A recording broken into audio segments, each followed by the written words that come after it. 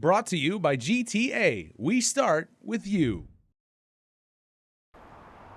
Guam is appealing a lower court decision as it continues to argue that the Navy, which built and used the Ordot Dump after the war and then turned it over to Gov Guam, bears some responsibility for its cleanup. Gov Guam was forced to finally close Ordot and build the Luzon landfill after it was sued by the U.S. EPA for violating the Clean Water Act because of toxic leachate.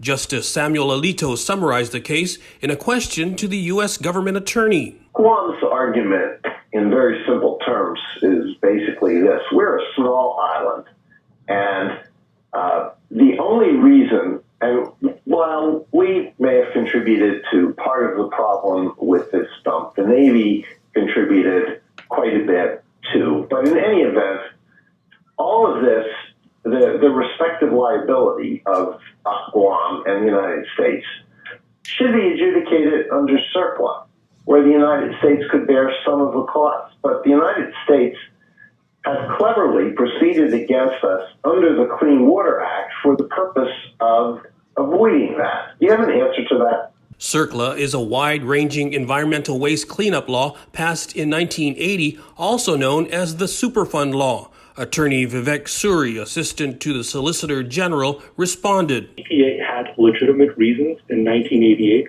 for deciding not to proceed under CERCLA. By that time, the Clean Water Act process had already been underway for a couple of years, and EPA explained how the Clean Water Act procedure would, as it were, kill two birds with one stone, would solve both the CERCLA problem and the Clean Water Act problem. Gov Guam Counsel Gregory Garr, a former U.S. Solicitor General, responded. The bottom line is that the United States wants to have its cake and eat it too. It sued Guam under the Clean Water Act in order to insulate itself from liability for its own role at the Ordot Dump, allegations that must be accepted as true, and now it wants to block Guam's actions to recover a portion of its cleanup costs by saying that the parties' settlement of the Clean Water Act claim somehow barred a CERCLA contribution claim. There's no basis in CERCLA, the common law of contribution, or anything else the government relied upon in its brief or today at oral argument to allow the United States to get away with that ploy here. The High Court has taken the matter under advisement. For Guam's News Network, I'm Nestor Lecanto.